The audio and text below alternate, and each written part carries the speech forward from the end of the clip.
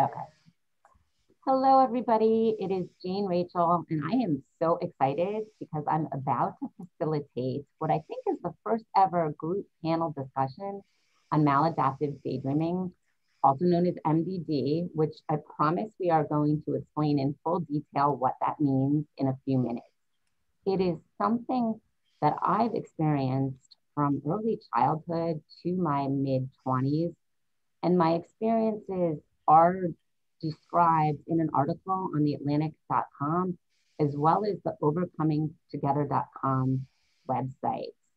And after I co-wrote the article in the Atlantic, I heard from people from all over the globe who felt the same way and felt that this was the first time that they saw their experiences in writing, and they were begging to hear more. But since it's been over 20, almost 25 years since I've dealt with maladaptive daydreaming, I thought it was important to talk to some people who've got more closer experiences with it and are even dealing with it right now. My goal is that if there is anybody out there today who's got maladaptive daydreaming, that they can see this discussion and know that they're not alone, because they are not alone. There are hundreds, if not thousands, of really, I think, highly creative, intelligent people who struggle with this. I'm also hoping that people with MDD can show it to people that they love, their friends, their family, maybe their therapist, to give them some sort of insight into what this is. Because to be honest, if you haven't experienced it yourself, it's hard to understand that daydreaming could be a problem. And another reason that I want to do this, or that all of us, the panelists, want to do this, is we want to raise awareness, because we want the mental health community to understand that this is a real disorder that is being currently just under study by someone named Dr. Ellie Somer and many other researchers, but it really needs to get recognized as a real psychological condition. Lastly, I just want to say, when I was a young person, I spent hours and hours looking for someone who daydreamed the same way I did or struggled with these issues. I searched card catalogs in the library, because it was before computers and psychological databases, and I always came up empty-handed. I felt like I was the only one on the planet with this. Nowadays, all you have to do is type in maladaptive daydreaming into your search bar, and you will come up with hundreds, if not thousands, of people who have MDD.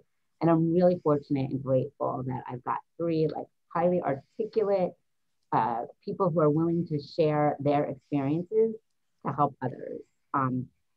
So we're gonna each tell a little bit about our story, about what MDD means to them, how it affects their life, how it started. We're gonna start with Karishma, who is a software designer and is offered to share her story. She also has a website, I believe, Karishma. What is the name of your blog? Trapped in Daydreams? Trapped in Daydreams. So I encourage everybody to check that out after this discussion. And I'm really grateful to have Karishma here with us today. She's very articulate. I spent a while speaking with her before about the topic. So Karishma, before we get to your story, would you be able to just define for the viewers, what is maladaptive daydreaming and how is it different from regular daydreaming? So maladaptive daydreaming is basically a psychiatric condition. It's not, part of the DSM, as you mentioned. But it's basically a condition in which the patients have extremely vivid daydreams. So, everybody daydreams in their day-to-day life. But in maladaptive daydreaming, the daydreams are very vivid. They last for a very long time. They're triggered by real life events, so like music, a conversation, or a physical stimulus, and it can distract them from their real life for hours, because the daydreaming experience is very rewarding. So it's something that people can get trapped in, and it can interfere with your sleep, your work, your day-to-day care, food, when do you eat, all sorts of regular functioning. So it's a rewarding experience that then eventually leads to extreme discomfort in everyday life.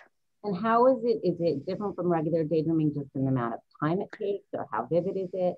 Like what makes it different from regular daydreaming? So one thing is that maladaptive daydreaming is more vivid. For most people that have reported it, they tend to, create extremely intricate worlds, almost novel length worlds. It could be related to real life or it could be completely fantasy. But the idea is that extremely, long length daydreams. They're not your everyday, just, random. And the other thing is that they last for a very long time. And a lot of people try to stimulate their daydreams by kinesthetically moving around, or they'll voice it, or they'll perform a lot of physical actions to maintain that daydream and that immersion. What is kinesthetic? What Kinesthetic means physical, so it's a physical stimulus. like so? For example, as a child, I would pace in circles, right? Right. Other people jog, other people swing or do hand motions. And I just Uh, want to differentiate though, when we talk about hard to control, that doesn't mean a hallucination, right? no, no, no. Okay. It's not a psychosis or hallucination, like you said. It's something that the person controls. It's just extremely rewarding, so people have a compulsion to go back to it. Like they want to keep, like if there's a video game that you're addicted to and you want to keep going back to it, it's kind of like that. You have this impulse to want to keep daydreaming, even though you know you shouldn't. Yeah, someone asked me once, I think a therapist or someone was like, is this coming into your head? Like, what do you mean you can't control it? Like, is it Mm. coming into your head? And I was like, no, it's kind of like if there's a hot fudge sundae in front of me and I'm on a diet, right? Like, I technically can control it, but Right. right, I want to do it so badly that I end up. Right. Right. Like if there's a big plate of cookies, it's like, I know I shouldn't eat it, but I'll finish the whole thing. That Exactly. kind of thing. Yep. So can you tell us, Krishna, a little bit about like what MDD means to you, like how it affected your life? When did it start? That So I've been maladaptive daydreaming honestly since as long as I can remember, but my first one I can like distinctly remember what I daydreamed and that it was maladaptive was when I was 8. I used to watch this TV show Beyblade, and I used to daydream as a character that I created inside that show because there wasn't a strong female character in that show, and then kind of just spiraled out of there into something that I would spend hours doing, and then not sleep on time or not eat on time, things like that. and were you pacing in circles or could Well, you? it depends. I think over the years I have figured out in a way to do it without pacing. But usually, what I would do is I would lock my room so that nobody can watch me, and then I would run around and pace. I guess I don't like using the word pacing mainly because it's a lot more physical than that. Like I would run more. But yes, I would pace around in my room, and then sometimes my mom would come in and I had to stop in mid positions because I didn't want anyone to see. It was very embarrassing for me And as a kid. why do you think, why were you embarrassed? Like, why did you not want your mom to know? Well, part of it was I think it was personal. I didn't want anybody to know I was making these daydreams. It was very like private. But at the same time, I think part of it was I even then I knew this wasn't normal. I knew that people didn't do this and I felt weird for doing it. I felt like there was something wrong with me and that I was, crazy. And I didn't want anybody to see that. Other than the fact that it felt different, like, Hmm. is there something really problematic? I mean, honestly, it sounds like fun, right? So, Right. and other kids might spend hours playing video games or watching TV. So, Hmm. what makes this maladaptive? Like, I think why? Yeah, I kind of alluded to it. Like you said, children, create fantasy characters and that's perfectly healthy. We don't want to, problematize that. But what makes this unhealthy is that, and even today, what I would do is, like I said, I won't sleep on time. So basically, I will spend hours maladaptive daydreaming, even when I'm feeling sleepy, even when my eyes are drooping, because it's just so rewarding for me that I won't sleep until 2 a.m., 3 a.m., and then next day I have to wake up at 8 for work. So I'm sleep deprived constantly. The other thing is I won't eat on time because I am so busy daydreaming that I'm not taking care of food prep or ordering food. I'm, getting constantly distracted by this activity. And so that physically degrades my regular health. does it affect your life, like as far as your today, as far as social life or in the past academics or? So I know that other people in the community have experienced like they can't interact socially with people. Personally, doesn't affect me in the sense that I do have good social relations, but it affects me in that a lot of times I have to convince myself to even go hang out with a lot of friends because I would rather sit home and daydream. At least in that respect, I'm usually able to convince myself to just leave my house and hang out with them. But it does add a barrier there where I have to physically force myself. And sometimes, I don't win that battle. And do your daydreams look like the same? Like again, everybody daydreams. Like Right, right. you can have daydreams of winning the lottery, of marrying the person of your dreams, of getting a new job. But these daydreams are different. Do you have Yes. can you tell me just a little bit? Is it like a group of people? Is it always the same people? Are they fictional? So I personally have a distinction between my normal daydreams and the ones that are maladaptive or immersive. And the immersive ones have one different quality to them. Two, they're part of a different fantasy world that I have created for myself with different characters and all that. Like there's a lot of consistency in there.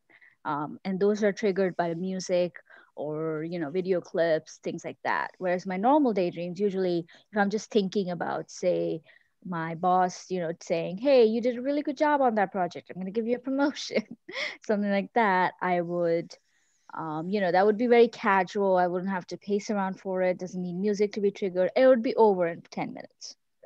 But this one, it can last as long as I make it last. And second is it is very like it's its own world that I've created in my head. And it's like I'm going back to it whenever I get a chance. And kind of the same character? Are you in it? Are they? Well, it's some of the characters are same, some of the characters change as I grow up, but in the day-to-day life, they pretty much stay the same. So And what do you think you're getting out of it? That's my last question. But like, is it like watching a great TV show, or is it even better? What? I I don't think it's about getting like because I do watch shows, I do watch TV, so it's not the same level of enjoyment. I think it is more about emotional release for me, like emotions I can't express in my everyday life. Anger is a big one. You can't get angry with people that easily in your real life because respect and boundaries. But Yeah. in my fantasy world, I can be as angry, as violent I need to, and nobody's gonna, get hurt or feel bad or get offended or anything. And do you ever find yourself crying? I know I did. Oh yes. Yeah, Yeah, I right. feel all of the emotions my characters do, and it's like even though it's not happening to me, it's very like emotionally immersive or like I feel all of it. So thank you for sharing. Before we turn to Levi, I do want to point out though that people can have these immersive daydreamings, and it does not mean that it's maladaptive. So the definition of maladaptive daydreaming means it does have to interfere with your life in some way or another. And the reason that's a point that's really important to me is that I do get emails from some people who say, I've daydreamed like this all my life. I never knew it was a problem. And now I'm freaking out that I may have a psychological disorder. No, if you daydream in this way and you find it enjoyable and it's not interfering with your life, it's not a problem, right? If you didn't think it was a problem before you heard the term, then it's not a problem. Same thing I'm hearing from a lot of parents who see their kids pacing in circles. And when they ask the child what they're doing, the child says, making stories up in my head. And the parents are like, oh my God, this child now has maladaptive daydreaming. Again, it's only a problem. And I have two people in my own family who daydream in this immersive fashion, and they love it. They don't think it's a problem at all. One, watches her favorite TV show, I think Shameless, a half hour before she goes to bed, but it relaxes her and puts her to sleep. If I were to watch, prior in my younger days, if I were to watch my favorite TV show in my head for a half hour before I went to bed, just like you, Charisma, I would have been up all night, right? And then I wouldn't in the morning, I'd be frustrated when I had to go to school because I'd want to keep daydreaming. And every single second of the day, I'd be like looking for a moment to go back to my daydreaming. But, for my niece was able to keep it limited period of time. I don't think that's a problem at all. And I think there are a lot of artists out there, writers, actors, who use this type of imagination to fuel creativity. So I just want to be clear that unless, the definition of maladaptive means it's interfering in your life in some way. So now I'm going to turn to Levi. Thank you. I'm so happy to have him. Yeah, I'm so happy to have all of you. He is a multimedia artist who's also experienced maladaptive daydreaming and also has his own website. Tell me again the name of the blog, Levi. That is Mad Art, It's right? Is that it? yeah, on YouTube. Yeah, Mad Yeah. Art on YouTube. So I encourage everybody to check that out again after this panel. And Levi, thank you so much for joining us. And just tell us a little bit about what MDB means to you. Well, first of all, thank you for having me. I really appreciate it. Yeah, so Maladaptive Daydreaming, like Karishma said, I also grew up thinking there was just something wrong with me. I've been daydreaming since I think at around 5 or 6 years old. I do remember that my daydream started when I got a CD player, when I was first introduced to music.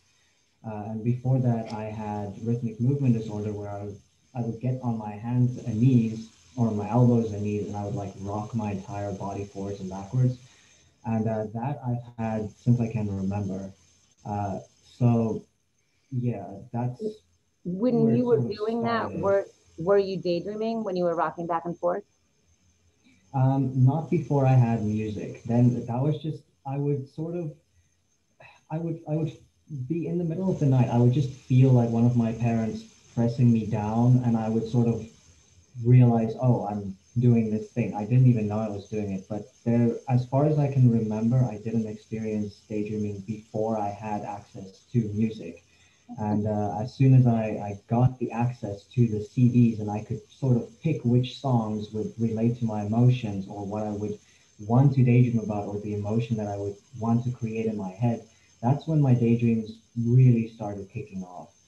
And yeah, it's mostly been interfering in, I'd say, studies. So during school, when I was growing up, it was just absolute hell to stay focused.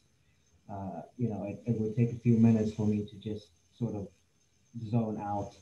And yeah, even recently with studying for medical stuff, I have a really difficult time snapping things, and then lecturers would have to re-repeat what they said to me alone.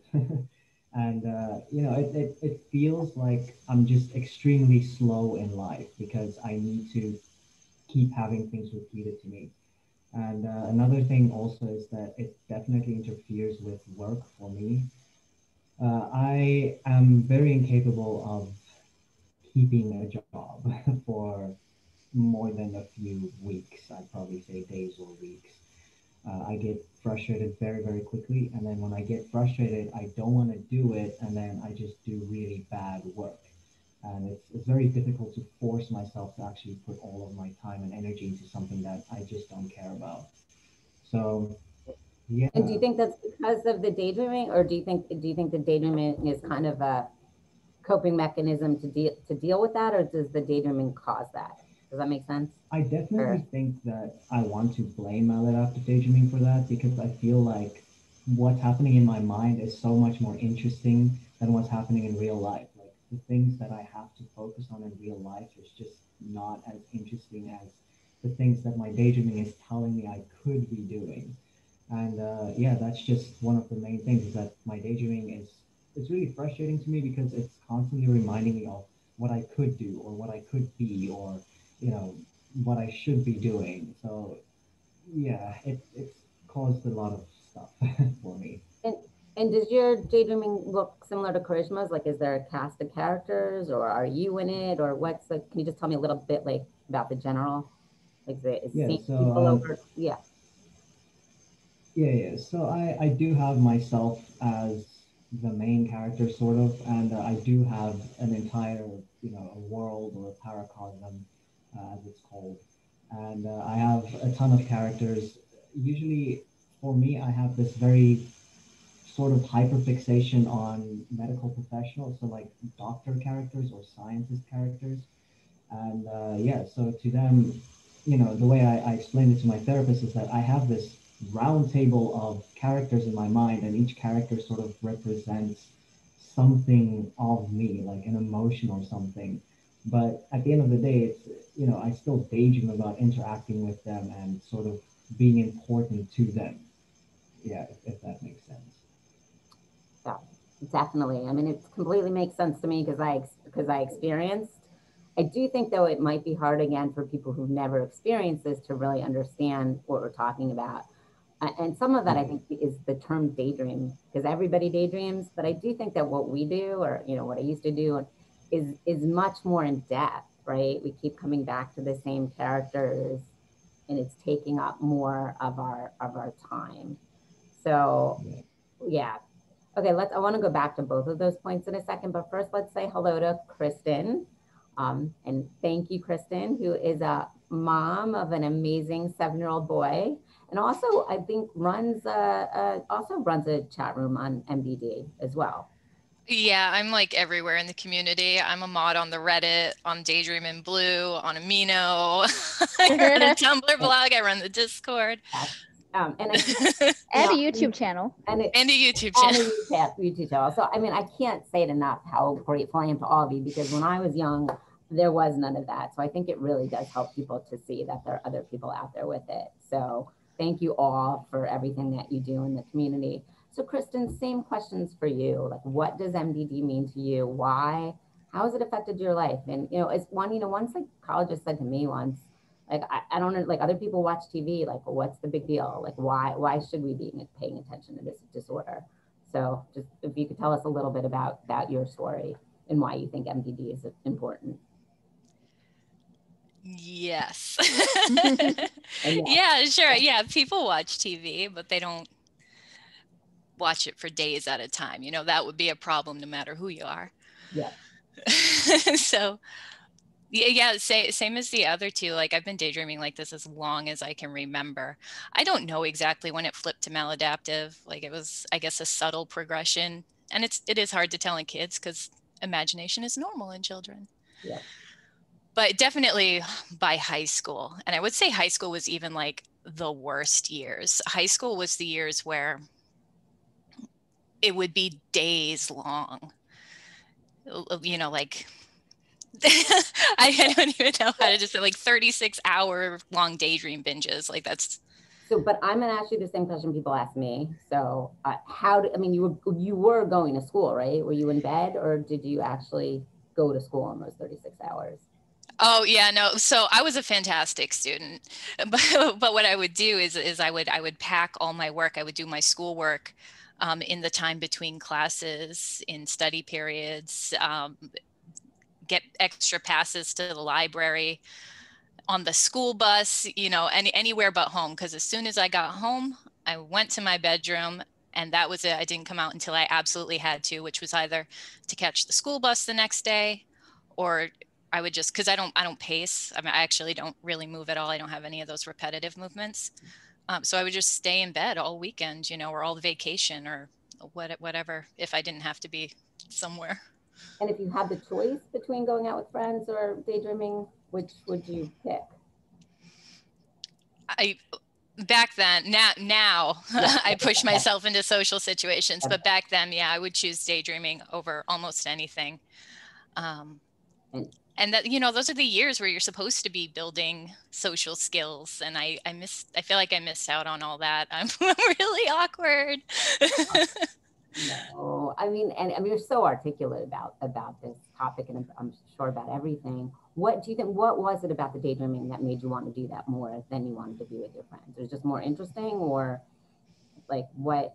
Any thought? I know it's a hard question, but any? Yeah, that's such a hard question. I don't even know if I can explain it. It's just where you're supposed to be. I didn't want to leave, and leaving, especially after a long binge, feels weird. Like, the world doesn't look real. It looks like a painting, and it's just like you're out of place. Yeah. So can you also, same question I asked Karishma and Levi, was it the same characters? Like, what is so compelling, like, for someone who doesn't experience it, what is so compelling about these daydream worlds that we don't want to leave? Yeah, I can't speak to anyone else's, but mine though, I've had the same world for 30 years, the same characters. It started as a little group, and they've grown with me. They had children. They're at the age where their children are starting to have children, and I'm following all their stories. But they're not. I know they're not people, but it really feels like I grew up with them, you know, I've got married with them. I had children with them, you know, like. Did you create them? Are they from fiction, or like where did they come from? Almost all of mine are like original characters. A few of them I like grabbed from other places, but yeah, most of them are just, I'm kind of a world builder. So like, and it's, you know, it's got lore, it's got religion, it's got politics and trade unions. And, Wow. you know. So, and I could see how it would be hard to move, like it'd be hard to leave that, right? But again, a doctor would say to me, well, it's hard to put down a good book, but you do it. But the pull, I think, is more intense, right? Because it's in your own mind, right? Yeah, it's sure, it's hard to put down a good book, but you know, you're not making career choices based on your reading habits. And I would turn down promotions because I just couldn't handle like changing my lifestyle. Like I don't want more responsibility. That means more hours. I need to go home. Like I need to lay in bed for the next 6 hours. Wow. And so you've just created all, so I mean, it's interesting because I think there's some similarities among us, but there's some differences. Like I was never creative enough to make my own characters. So I would take characters from TV shows. Like I didn't like the way it started that simply. I didn't like the way a show ended. So I would make my own ending. And then all of a sudden I would make my own plot. And then all of a sudden I'd add new characters and I would just be spending all of this time in my head. But it sounds like you've created all of your own characters. So that's pretty impressive. Creative, though, I don't know if I would call it creative, because creative implies some sort of like directed action, and that's not what I'm doing.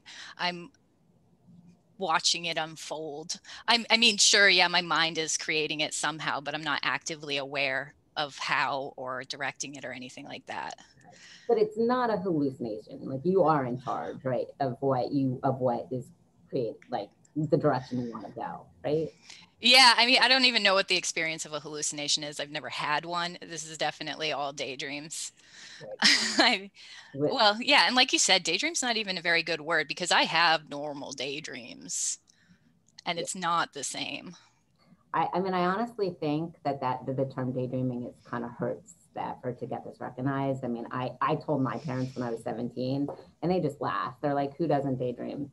But years later, my father saw some of the stuff on the internet of the details. He's like, oh my God, this is definitely a disorder. And I was like, wait, I spent 20 years with this disorder. He's like, I didn't know you were doing this. So I think when people hear the word daydream, it's just innocuous. But clearly, if we're living with these characters in our heads, it's more than daydreaming. So, Kristen, it sounds like the biggest area it's affected you, both the social area, but also for a while work too, right? Because you prefer the daydreaming to it.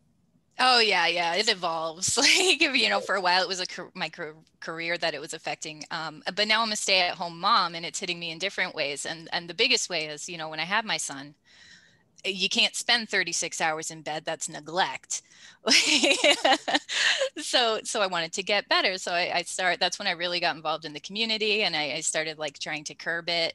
And what I found was anger. I guess it's withdrawal, maybe some sort of withdrawal type symptom. Like as I was curbing it,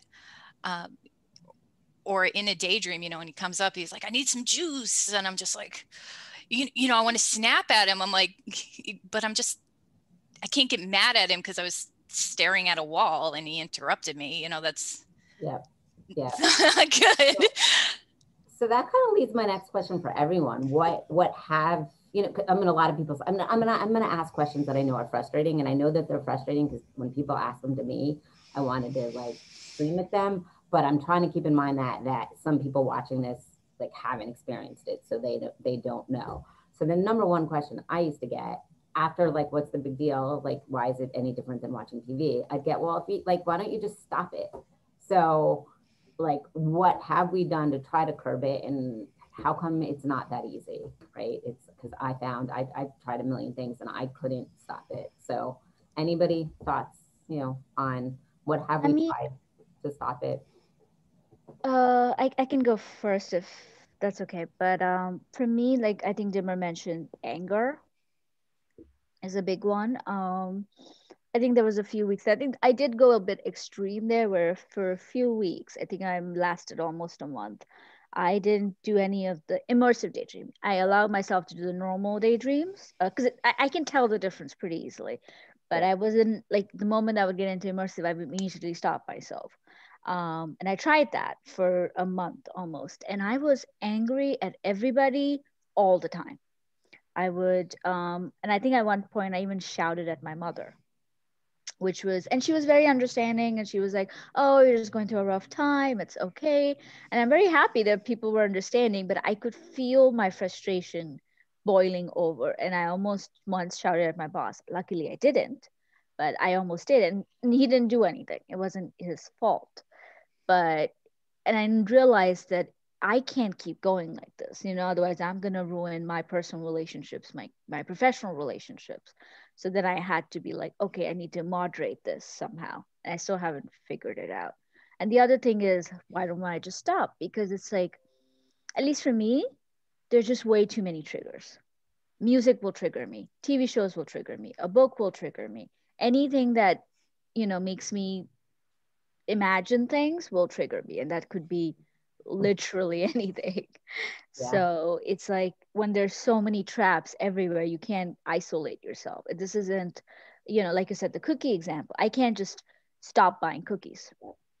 It's in your head.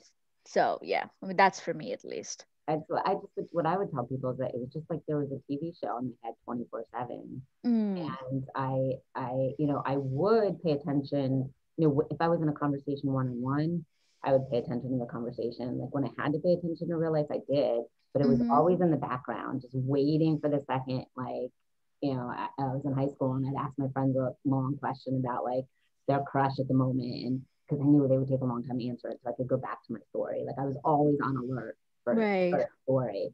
And I did notice, so some people mentioned patience, pacing. Kristen, I think you said you didn't need to pace. For me, I needed to pace or move or whatever as a child.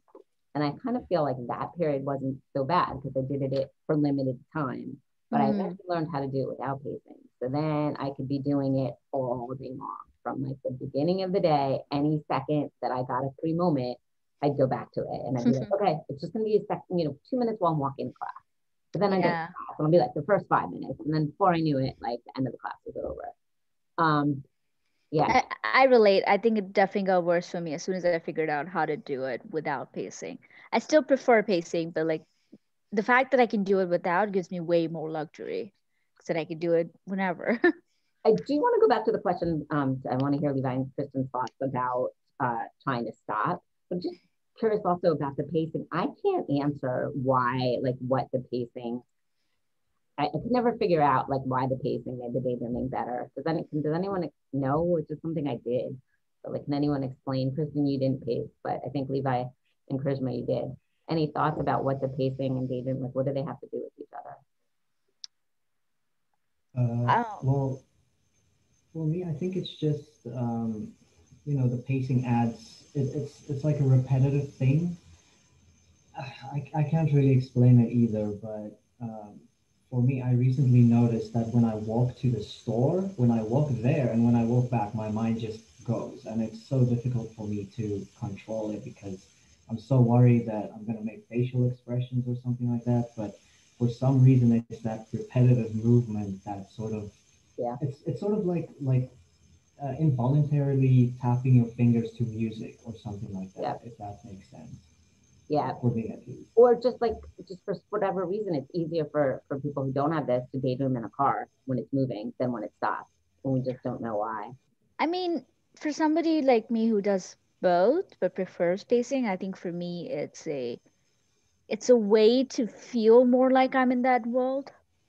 Like it's a way to get that extra level of immersion, like physical rather than just here. Yeah. uh, but I mean, other than that, like Levi said, I can't. I just do it. Kind of shut that, maybe helps shut out the Right, like outside it world or whatever. isolates you from the world somehow. Levi, you mentioned spaces. Can you explain what do you mean by that when you So basically, for me, when I'm in my daydreams, I'm talking to other people or to characters, and I'm, either laughing or I'm being emotional or I'm being angry or sad or whatnot. And it's it's very difficult to. It's like when you're thinking of a joke or you're remembering a joke, and then you just sort of laugh at it. You cannot really stop yourself from laughing. It's really funny, and I think that that is how it works with daydreams as well. But for us, it's like it's not just the joke part; it's every emotion. So if I have a problem with frowning when when I'm in a daydream and I'm in a a tough situation or whatever you want to call it, then I tend to frown and I look really, really angry to people. But I'm not really angry. I'm just thinking about being angry. Yeah. I So found, yeah. I mean, a lot. So in addition to my own experiences as a child and young adult, I've done some research on the topic. I've published a few articles. Um, and a lot of people do tend to, like, if something funny happens, you laugh, or something sad happens, you cry. So to an outsider, or they'd be looking at you, what is this person, reacting to? And that's just one of those things that happen. I'd like to get back to what people have done to try to stop. Charisma, it seems like you just tried to go cold turkey. But Kristen or Levi, any tricks? Or maybe not even totally stopping, but just trying to like pull it back a little bit. Now that you're a mom, Kristen, I would imagine. Yeah. So I don't know. I think the first thing I did was I got rid of music. And I know that sounds drastic. Yeah, I haven't listened to music, and well, I still listen in the car, but that's like the only place for years now. Because it's just too triggering. Yeah, there's nothing I can do if a song comes on. And oh man, that was really hard. That was really hard to kick. It took like 2 years before I was like okay with that. Because it's sad to have to give up music, but I totally get it. Yeah. And and then I was just like trying, making an effort to just be somewhere with people, go to my mom's if I had nowhere else to go, or hang out with a friend, or even on days where I had absolutely nothing going on, just coming up with some excuse to have to go grocery shopping. Getting, and then coronavirus ruined all that. Yeah. I can imagine it'd be a lot harder now with coronavirus. Yeah. But it's been so hard, or it is so hard to quit, because one of the things I noticed, like, as I really started to curb things, was I got way worse, like, as a person. Whatever was underneath, whatever all that was hiding for years, like, just came up. I never would have described myself as an anxious person, and now I should probably be seeing a therapist. Like, I've got some issues, apparently. I didn't know I did until I tried to stop daydreaming. Yeah. I mean, I think it's a good question. Is this a coping mechanism for other illnesses, or, we don't know. I mean, frankly, I do, for anyone watching, I'm a big fan of therapy. Whether or not you have this, I sort of feel like everybody can use some therapy. And it is true that most therapists, since it's not a recognized disorder, they will never have heard of it. But that's okay. You can go to the overcomingtogether.com website, or any other website on Maladaptive Daydreaming, and there's a lot of articles. So you can print out some of those articles, including some peer review journal articles that show people it's a real disorder currently under study. I did some research on it. Dr. Ellie Silmer out of Israel is sort of the world's leading researcher on the topic right now. My colleague, Dr. Daniela Jopp, has done some research, but you can print those articles out and show it to a professional so they at least know what you're talking about. And frankly, if they're not interested in learning, get another therapist, right? If they don't want to do the reading, there are a lot of therapists out there, and they're not all equal. Some are better than others. And if they're just like, nope, no such thing, then you don't want to deal with them. Levi, we didn't, have you tried anything to stop or limited or anything, or noticed that anything in particular? For me, I I overworked myself. I just had to keep myself busy 24/7. I would wake up at 5 a.m. and I would go to bed at like 11 p.m. I just constantly be doing something. And it didn't even have to be, physical work, but I would be so focused on completing a project or something along those lines, like a design or art project, that I wouldn't allow myself time to daydream. And in return, what that did is that made me a very frustrated person. And, like others have said, they also felt that, well, I also felt that feeling of anger towards everything. I would get so annoyed at the smallest things just because it felt like I was experiencing withdrawal symptoms. Like I could physically feel my body. It was like there was an internal itch which I couldn't, get to. Yeah. So yeah, it helped, but it didn't at the end of the day. Did anyone seek any mental health care or therapy or medication? I go to therapy. And Um, did I that, did tell my therapist. I think I told her a year ago. But lately I've been retouching on it because I feel like we kind of left it on the side for a bit there. But she's been pretty receptive. Like I think, like you said earlier, if you just explain to your therapist, give them articles, like sure, it's not a known disorder on the DSM-5, but that doesn't mean they don't care. Like even like a lot of therapists will work on things that aren't on the DSM, like family issues and issues with, social immigration, whatever your concerns are. So like it's nothing new to them to deal with things that aren't on this one specific manual. yeah, So not that it would help, like obviously to get it there, but it's not like just because it's not there doesn't mean you can't get help. And my therapist has been helping me a lot. And I do think that since I've been going to therapy, it's been slowly reducing, but it's still way too slow. I would like to accelerate that because it still hurts my life. so, there's no, at this point, since it's just starting to be researched, I don't think there's any evidence on treatment, but I do hear from people. So I have Right. thoughts, for anyone who's watching about, first of all, I think, what Levi said, just getting as engaged as possible in your own life. And if there's a way you can do it, excuse me, if there's a way you could do it for things, not just work, but if you can find a passion or a hobby, if you're doing something you love, like as a kid, I love theater and acting. And I found that that was one time that I wasn't daydreaming. So it's hard to be daydreaming when you're immersed in your favorite activity. Some people, I'm not, it doesn't work for me, but some people have raved about meditation where you're focusing on the here and now. I found that medication worked for me. I know a lot of people it did not work for, but some people it does, some people it doesn't. OCD runs in my family, and I would find that like I would have to get a scene exactly right. So again, I want to change the ending of a favorite show or something, and I'd play the ending, but if it wasn't perfect, I would replay it and replay it and replay it, and it was getting frustrating. And the OCD medicine really did, or the OCD medicine was just an SSRI, which is sort of like in the family, not sort of, is in the family of Prozac or Paxil, but I took something called Luvox, which is often given to people with OCD-like type symptoms, and it really did work for me. Again, it doesn't work for everybody, but just something to keep in mind. Again, though, we're parents. I don't think you should be medicating young children, especially if they don't think it's a problem. Going back to the maladaptive daydreaming. For some people, it's not. So there are some possibilities out there, and hopefully in the future there'll be more research because it is difficult. It does. That did bring me though to a thought about there's some things that we seem to all have in common, and then some that are different. Like there's the obvious that I think three of us paced at some point, and Kristen, I don't think you ever paced. Music seemed to be a trigger for everybody. I do notice that social anxiety, some people have, a lot of people with MD have, but I don't have it all. And I think Charisma, you were telling me you don't Yeah, have. I don't have social anxiety, luckily.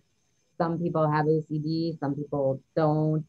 I've heard some people with Asperger's who have it, some people don't. So I think there's just a lot of similarities and differences. The similarities is that we all find it difficult to control and find it affecting our lives and somehow. Some people say that it's a result of trauma, but I know people who've have it with childhood trauma and some people who don't. So I think it's just all out there. on the possibilities on that. Anybody have thoughts on any of those things? On like, do we think it coexists with other disorders, or is it something in its own right? Or as Kristen told me beforehand, that she doesn't even care because it doesn't really matter. She just wants to know how to get rid of it. But I don't know. Any thoughts on any of those like similarities or differences? I mean, I think it's its own disorder only because of how unique it is. Like the quality of the daydreams and all that. Like that stuff is so unique to this. The only partner is the immersive daydreamers, but they basically, the only difference there is that it's not, doesn't interrupt with their life. So I definitely think there's something to it not just being just comorbid or part of what I think it's its own thing. But like Kristen's, like it doesn't matter. I just want to find a way to work around it or cope with it or make it a normal part of my life. I don't care about the official title. Yeah, I agree totally. And my answer is it could be both. Like if you look at something like insomnia, it's its own disorder, but it also happens in depression and anxiety and bipolar. So it could be, but it sometimes scares me on these internet chat rooms. Like someone will be like, I have social anxiety disorder, so maybe it's a part of this, and all these people will say yes, yes, yes. Well, some of us don't have that, right? Right. Some of us don't have childhood trauma, or some of us, I think Dr. Stomer's theory is that some people are just born with a genetic ability. And I'm sorry, I shouldn't speak for him now that I realize, because I could be getting it wrong, but I think I've heard him say that is some people are just born with this genetic ability to daydream in this fashion. For example, I've got 2 other family members. But if you have other things going on in your life, whether it's trauma, whether it's OCD, then you might be more likely to find it maladaptive. I don't know. Kristen, I spoke for you a little bit before. I didn't mean to do that. But like any thoughts on any of that or Yeah, I hear that a lot, that it's a coping mechanism for something else or a symptom of something else. And I don't know, maybe it predates anything I had, though. Yeah. I didn't have trauma. I didn't have any disorders as a child. I had a fine childhood, and still happened. I mean, I might have some sort of anxiety now, but I think if it's a coping mechanism for that, it's just by virtue of I happened to have one handy when it developed. Yeah, I agree. And I think we're all different in that regard. I mean, I just want to point out that all of us started this, right, at a very young age. Yeah. So, like, I mean, I don't know, like, of course, you could always have childhood trauma that's repressed or whatever, but like, how likely is that given the crowd here? Yeah, exactly. And I think I read a story about a child in London who was like 2, and they didn't know, she was like talking and moving, and she was like 2. What kind of trauma could she have? Right. So who knows? What about kind of a different topic? Krishma, I know, has told a therapist, but it sounded like you didn't want to tell your mother. Who has told people in their lives, and how have they reacted? I didn't want to tell my mother? You said when you were a child, right? As a child, yeah, I didn't want to tell her, but I did tell her now. I think I told her 2 months after I told my therapist. And how did that go? Surprisingly well. I think I was a little irritating at first because she was like, "Oh, it's just you being creative. Don't worry about it." Like you mentioned with your father. But I think I already had the vocabulary, luckily, to explain what was happening. So I think after talking to her 2, 3 times and really trying to get her on the same page, she's been, receptive to it. She's like, "Oh, okay, so this is a problem and you're working on it and we'll figure it out." You know, she's been taking it pretty well. But any thoughts on why you didn't want to tell her as if when you were a child, like you just had a sense that it was not, Well, I think part of it is I didn't want her to think I was wasting time and not studying. Like, as a kid, you want to hide the fact that you're doing something that you shouldn't be doing. And I think then eventually when I came to realization this isn't normal, I just didn't want her to feel scared. And also I didn't want to, her to like send me to a doctor or whatever. It's like I didn't want it to stop at the time. I didn't realize it was a problem and I liked it. And I knew this wasn't normal, but it's like a kid with a toy, I don't want to give that toy away. Yeah. And then and then after a while, I realized it wasn't normal, and then I just didn't want to tell anybody, including my mother, out of shame. And then once I had that conversation with my therapist, I was like, it's okay to tell. Yeah. So it was a slow Yeah. process. Yeah, absolutely. Anybody else? Levi, Kristen, have you told people in your lives? Levi, no, I think you've spoken to your mother. Yeah. I've spoken to both of my parents. My dad has it as well. I told him that I have these movies playing off in my head, and it's really difficult for me to stop them. And then he told me he has the same, and Wow. he absolutely he hates it. He despises it, and the only way he stops himself from not daydreaming is, like I said earlier, what I did is he keeps himself busy all the time. But he doesn't. He's so scared of sort of it getting triggered again that he doesn't even want to read up about it or watch any videos on it or anything, because he just hates it so much. But overall, both my parents were very supportive. They were like, no, we get it. We'll look at the research and whatnot. I spoke to my therapist as well, and she's currently keeping up to date with all the released research and all that type of stuff. Yeah, I mean, my friends, unfortunately, my friends just have this thing in their minds that I'm doing it for attention. So that's sort of the one thing that, we're kind of working towards, is where people don't think that this is just some made up internet thing, it's an actual problem. Yeah. And I said, that's the worst, is when you have a problem and people don't believe you.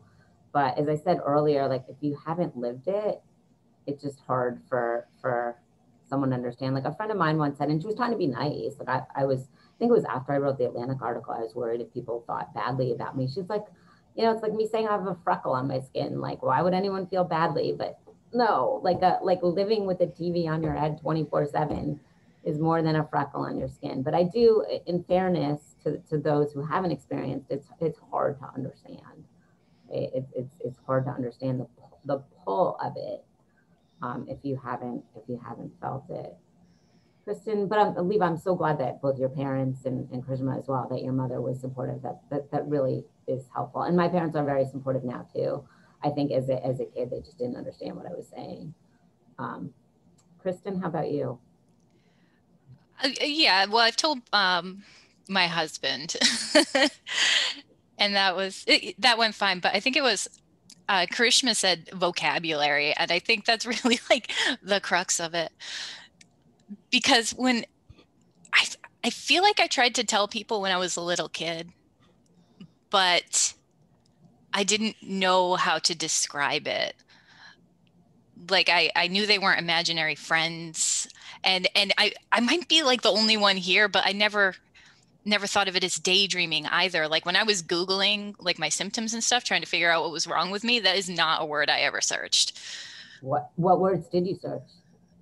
I searched like world inside my head, and eventually I found the word paracosm, and I started searching that one, and that was the one that finally led me to the term. And can you define that? Paracosm to the? I think the definition is pretty close to a detailed imaginary world with history and vastness or whatever, usually created in childhood, that can be sustained for many years. I think that's like I said, I think it's the word daydreaming that kind of gets us a little bit in trouble. Because the scientific definition of daydreaming is anything off task. So like thinking about our to-do list is daydreaming. Yeah. And some psychologists are like, everybody daydreams. Like, people spend 90% of their day daydreaming. How could you ever daydream too much? And I'm like, wait, this is different. This is Right. an elaborate world with characters and plots that makes, we just from what we've all said, like there's been issues with work, there's been issues with parenthood, there's been issues with focus and job decisions. So it can have a real impact on your life. Also that's a question I always got, like, well, it doesn't seem to affect you too much. Like, especially even when the throes of it, I had friends, I had boyfriends, I was doing well in school, but I never felt really present in the moment, right? Like I was always half listening to my friends, but really wanted to be somewhere else. And even my early boyfriends, I was like, okay, I need to have a boyfriend because I need to look normal, but really I just want everyone to leave me alone so I can go back to my head. Like, so it's not you know, it's bigger than what people think. I feel like I could talk to the three of you forever. Just it's so nice, you know, especially after so many years of really never having anyone to talk to. I could feel like I could go on and on and on. And it just I love speaking to the three of you. But we probably do have to end soon. But I think what I would love to end on is for everybody to maybe give their thoughts on one of two things. If there's someone out there with maladaptive daydreaming, especially maybe like a teenager or something, what hope do you want to give them? Or if there's, you know, a mental health professional, like what do you want them to know? And I think the biggest one too is what parents of like, I mean, I've seen on some of your blogs and chat rooms, some of the parents are like atrocious. Like I've got one 15-year-old told me like her mother forbid her from pacing anymore. Like you can't just forbid someone out of this, right? So I guess what do we want people out there to know, whether it's someone suffering with it, whether it's their parent, whether it's a mental health profession, what word do we want to get out there? Maybe we could just go around. You know, who wants to jump in first? Like for anyone watching, what is the, like if they only watch the last 5 minutes of this or last 10 minutes, what is the most important thing you want them to take from this? Any thoughts? The absolute fear of losing it, because that holds so many people back from trying to get better. Like I never did, even for a few years after I knew it was a problem, I didn't do anything about it. The only thing that motivated me to do something about it was having children. And even then, like I went through Somer's doing that treatment thing, and I enrolled in it. And it was like an 8-week thing. And like week 5 was just let the thoughts go. And I had a breakdown, couldn't do it. It was horrible. It was absolutely horrible. That's where it is. It's so integrated, and you can't just, but I think I would tell the kids or whatever watching that I know how freaky it is, how scary it is, but like it's not gonna go away. It's the immersive daydreaming part is still a part of you no matter what. And you can, I think, at least I hope, there's a way to have both. And I have both. I think I don't daydream as much, like, I can't do it as much. There are times now I wish I could daydream more, but I can daydream to some degree, but it doesn't control me, right? And that to me is like, I think the best example is in my early 20s when I suffered with it greatly. I live in New York City, and I had colleagues, and I'd be like, I'd pray that they didn't want to walk home with me to the subway or whatever, because that was precious daydreaming time. And I would always make excuses not to go with them. And when it was finally under control, I was like, wait, I actually wanted them to walk to the subway with me. But if they didn't, because they couldn't, then I would still have my daydream world. But my preference would be to be with a real person. So I had it for like, long bus rides or whatever, but my preference was real people. So I did have both, right? Eventually I got to that place. So I hope that, but I think it's important to know that you're never going to go insane. You're never going to lose grip on reality, right? If you haven't just, it's not real, you're not going to fall into an abyss. And maybe there's a way to have it, but also stay in control. Kristen, just tell me a little bit about like what that week 5, was it just thought of having to say goodbye to your characters forever that set you off, or was really difficult? Oh, no, the exercise, I mean, it was a while ago. I can't remember exactly how it was done or anything, but it was, I think it was like just like a meditation technique, just, let the thoughts come in and let the thoughts go out. It was supposed to be nice, a nice, freeing, relaxing experience, but it was not, because, my world or whatever, so, booted up. My characters came in, and I'm like, all right, I gotta let that go now for a few minutes. And I can't even describe it. It was just like, I don't know, sending my baby away or something, I would. Yeah. You thought you were maybe losing these characters. It's been a part of your life. Losing, like absolute betrayal. Yeah. Like I can't do that. I can't. Okay. Thank you for that. Thank you for sharing that. Levi? Rishma, either what thoughts for others? So I guess, I mean, I agree with Christy 100%. If I wanted to tell something to people who don't have it, but some friend or child is telling them to like about it, I would say don't. I think this applies to almost any mental disorder. Like depression is like, one advice that I think I always get is it's just in your head, just let it go. It's fine. And it's like, stop. Please don't say that to somebody who comes to you with that, because it's not that simple. Because if it was that simple, they would have already done it. If they're coming to you, they're at that stage where they want to do something about it, right? Or at least they know it's a problem. So if they could just, completely stop pacing or stop listening to music or stop XYZ, they would have done it. Yes. It would have already been done. So Yes. please be understanding and please listen rather than try to go in there immediately fix it, because it's not going to happen. Yeah.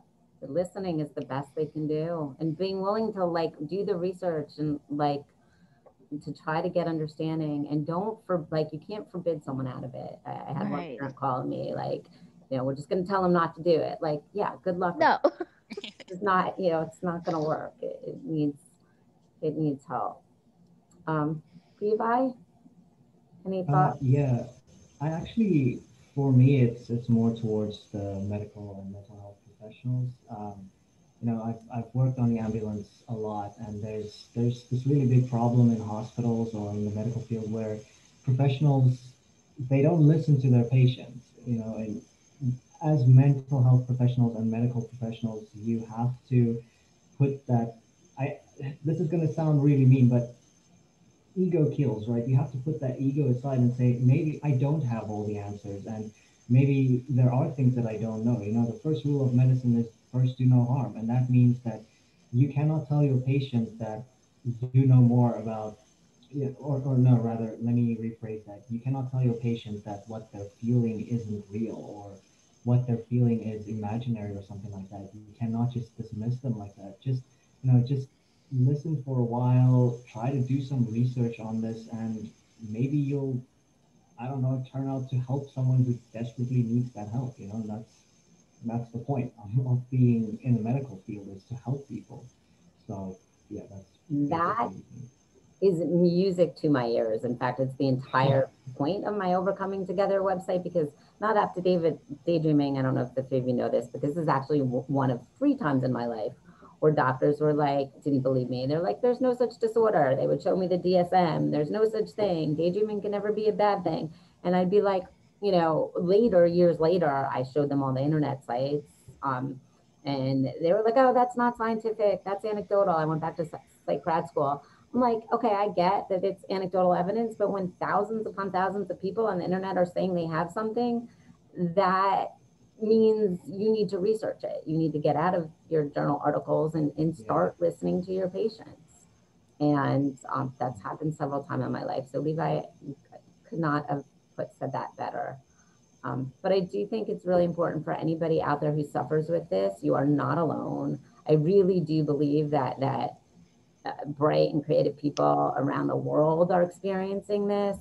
Getting on some of the chat rooms and websites will help you feel less alone. And people do trade tips of not that there's no scientific evidence of what works yet, but people trade tips of what has worked for them and what hasn't. So check out all of that. All 3 of you have sites. I'm going to try to get them. We got Mad Arts. Rishma, tell me yours again. Trapped in Daydreams. Trapped in Daydreams. And Kristen, you've got a few. You got one on Reddit. You've got... Oh, well, yeah. I help run the subreddit, which is our Maladaptive Dreaming. No day. and for parents, for parents checking these out, it just, even though they're not all the answers, it shows you care if you bother to do some research and look into it. And no, you're not, it might be a struggle your whole life, but you're not going to fall into like the abyss of insanity. And it may, there may be cures and treatments in the future, and the future might be bright. So thank you so much. This was just, again, if I could go back in time and tell the younger version of me that this would have happened, that there are other people who understand me, I can't, I don't think that younger me would even believe that it was possible. So thank you, thank you, thank you. And I think there might be some more conversations in our future. So thank you all. Have a good day.